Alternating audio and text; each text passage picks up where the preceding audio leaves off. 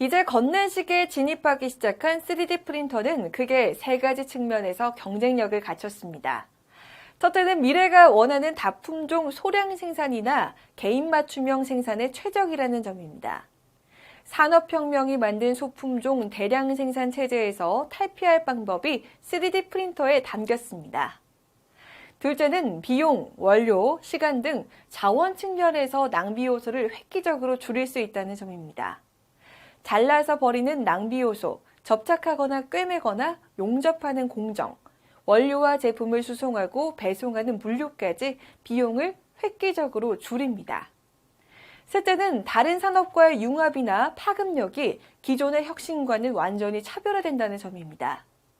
바이오 기술과 프린터의 융합이 생명공학의 새로운 길을 연 것이 대표적입니다. 다품종 소량 생산이나 개인 맞춤형 생산은 소비자의 요구에 최적화된 생산 방식입니다. 그 누구도 같은 옷을 입고 같은 가방을 메고 같은 차를 타고 같은 장소에 나타나기를 원하지 않고 심지어 같은 교복을 강제로 입고 등교해야 하는 학생들조차 원하지 않습니다. 비싼 자동차도 마찬가지입니다. 똑같은 차를 타서 행복하다는 사람은 거의 없습니다. 같은 차를 타는 자동차 동호회 회원도 만나서 하는 얘기는 공통의 문제 해결에 관한 것이 아니라면 어떻게 개성 넘치는 튜닝을 할 것인가입니다. 3D 프린터는 이런 소비자의 개성을 반영하는 길을 열었고 프린팅 소재를 통해 잠재력이 더욱 강화될 것입니다. 가장 많이 사용하는 3D 프린팅 소재는 광경화성 소재, 플라스틱 필라멘트, 메탈 분말 정도로 분류할 수 있습니다. 2019년 현재 ABS, 폴리프로필렌 계열의 광경화성 수지가 전체 소재의 50% 정도를 차지하고 있고 PLA 등을 활용하는 플라스틱 필라멘트가 25%, 티타늄이나 알루미늄 같은 메탈 분말이 23% 수준으로 비슷한 수요를 창출하고 있습니다. 하지만 사용량 증가 추이로 보면 2020년부터는 플라스틱 필라멘트가 광경화성 수지를 크게 앞지를 것으로 예상합니다. 또한 메탈 분말 소재는 티타늄과 철이 절대 우위를 점하게 될 것입니다. 하지만 이외에도 유리 분말, 카본, 목재, 세라믹, 종이, 콘크리트, 생체세포, 나일론 등 이미 활용되는 소재가 다양하고 새로 개발되는 프린터나 제품의 활용 목적에 따라 새로운 소재도 끊임없이 개발되고 있습니다. 특허 출원된 소재로 판단해보면 세계 1위 미국의 3D 시스템즈는 거의 모든 산업에서 활용할 수 있는 프린터와 소재를 개발하고 있고 경쟁사인 2위 스트라타시스는 바이오 기술과 연관된 인체 조직과 기계 제작에 관련된 프린터와 소재를 개발하고 있습니다. 그리고 항공사 보잉은 자동차와 항공에 관련된 소재를 개발하고 있습니다. 달에 사람이 거주할 건축물을 짓는다면 어떤 방법이 있을까요? 우주 개발 경쟁이 치열한 우주 강국들은 달기지 건설에 관한 아이디어를 내기 시작했습니다. 유럽 우주항공국은 이미 2013년에 달기지 건설에 관한 놀라운 아이디어를 냈는데 그것은 3D 프린터를 활용하는 방법입니다.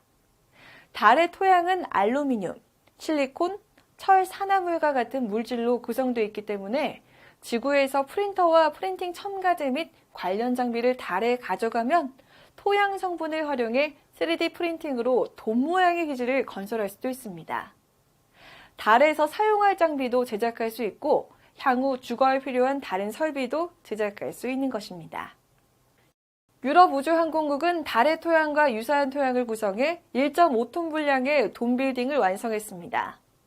실제로 달의 돔 빌딩을 완성하면 돔과 돔을 서로 연결해가며 우주 방사선과 우주 낙하물로부터 보호받는 대규모 기지로 확대해 갈 수 있습니다. 그리고 완성된 기지 내에는 서로 다른 기능의 프린터들이 주거에 필요한 의식주와 임무에 필요한 장비를 계속 생산할 수 있습니다. 지구에서는 부족한 소재를 보급하고 프린팅 파일을 전송해주면 됩니다. 유럽 우주항공국의 로런 판바기아는 3D 프린팅 기술로 달 기지 전체를 프린트할 수 있다. 이미 우리는 달 기지를 건설하는 데 프린팅 기술을 활용할 수 있는지 확인했다라고 말하기도 했습니다.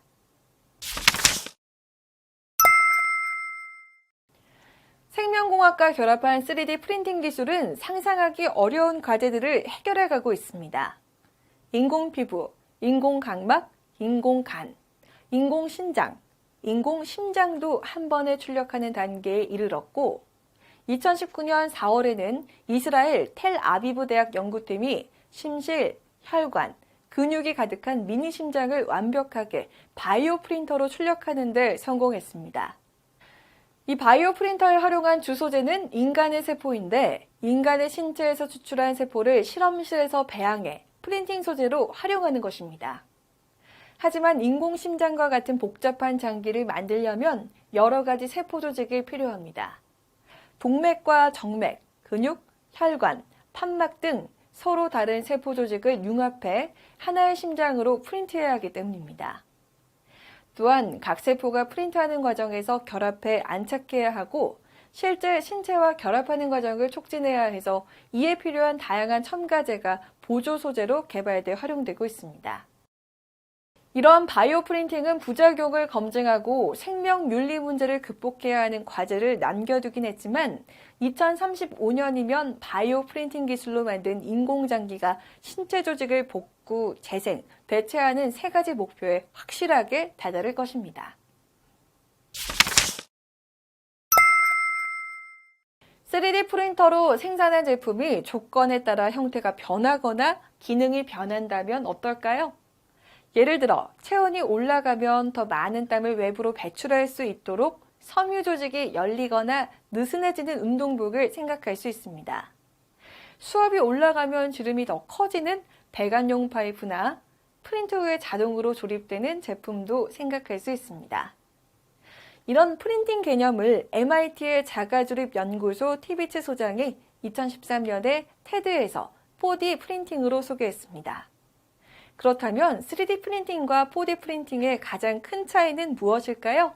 바로 프린팅 소재가 다르다는 것입니다.